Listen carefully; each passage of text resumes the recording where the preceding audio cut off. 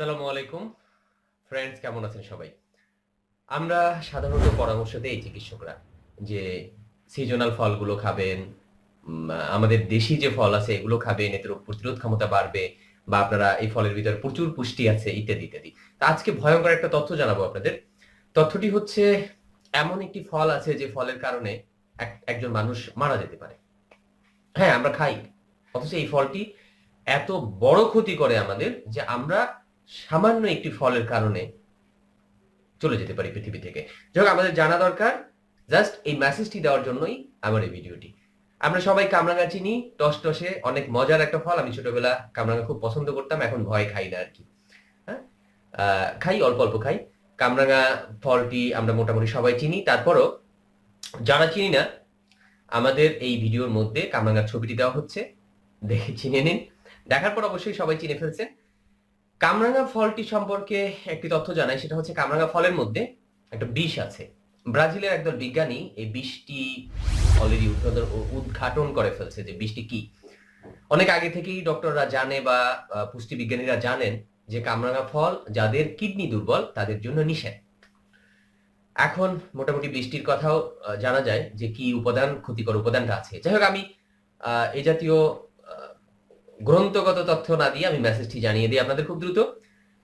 তা হচ্ছে কামরাঙা ফলের মধ্যে যে বিষাক্ত পদার্থটি আছে, এই পদার্থটি আমাদের ব্রেনকে আক্রমণ করে, আমাদের ব্রেনকে ক্ষতিগ্রস্ত করে। স্বাভাবিক অবস্থায় যখন আমরা একটা খাবার খাই তখন কি করে, এর ক্ষতিকর যে পদার্থ আছে এই পদার্থকে কিডনি সেকে বের করে দেয় বা বের করে দেওয়ার চেষ্টা করে সবসময়। কামরাঙা ফলও যখন খাওয়া হয়, যখন আমরা কামরাঙা ফল খাই তখন এই কামরাঙা ফলের মধ্যে যে বিষাক্ত পদার্থটা আছে, আমাদের কিডনি এই বিষাক্ত পদার্থটি ছেঁকে দেহ থেকে বের করে দেওয়ার চেষ্টা করে। যখন পারে না, কখন পারে না? পারে না তখনই যখন কিডনি দুর্বল থাকে। এই জন্য যাদের কিডনি দুর্বল আছে তাদের জন্য এই কামরাঙা ফলটা মানে বিষের মতো বলা হয়, যে কামরাঙা ফলটা তাদের জন্য বিষ, কারণ বিষ ক্রিয়া করবে তাদের। যখন কিডনি দুর্বল থাকে তখন ওই কামরাঙার বিষাক্ত পদার্থটি দেহ থেকে বের করে ফেলতে পারে না কিডনি।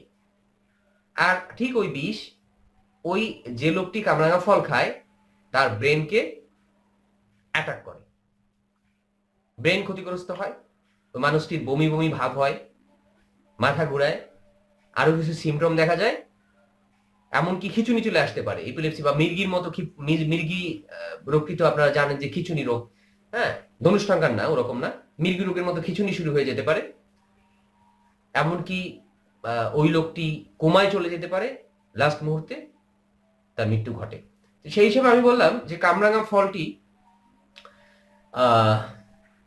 এমনও হয় যে এটা এত বিষাক্ত যে কারো যদি কিডনি দুর্বল আছে বাট তার জন্য কোনো সমস্যা হচ্ছে না, যে কোনো লোকের কিডনি দুর্বল আছে, সে চিকিৎসা নিচ্ছে, তার জন্য তেমন কোনো সমস্যা হচ্ছে না স্বাভাবিক জীবনযাপন করতে।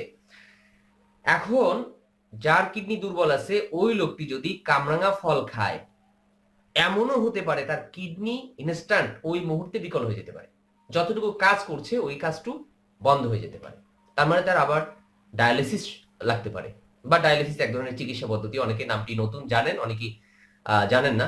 ডায়ালিসিস মানে হচ্ছে কিডনি যখন নষ্ট হয়ে যায়, এই যে কিডনি যে কাজটা করতো এটা এক কৃত্রিম যন্ত্রের মাধ্যমে ওই কাজটা করা হয় বাঁচিয়ে রাখার জন্য, পরবর্তীতে কিডনি চেঞ্জ করতে হয়। তো এই জন্য বলি আমরা যে কামরাঙা অনেক পুষ্টিকর ফল, কামরাঙা আমাদের দেশীয় ফল, কামরাঙা দেখতে সুন্দর লাগে, অনেক মজা লাগে, কামরাঙার মধ্যে ভিটামিন সি আছে, কামরাঙার মধ্যে এ আছে বা আদার্স অনেক কিছু আছে। তবুও কামরাঙা আমরা এড়িয়ে চলবো।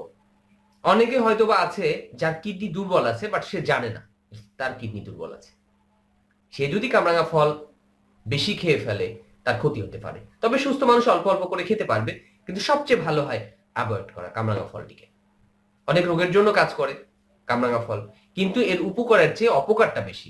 আর আপনি আমি যেহেতু জানি না যে আমার কিডনি ঠিকভাবে ভালো কাজ করছে কিনা, এজন্য আমাদের এই ফলটি থেকে দূরে থাকাই ভালো।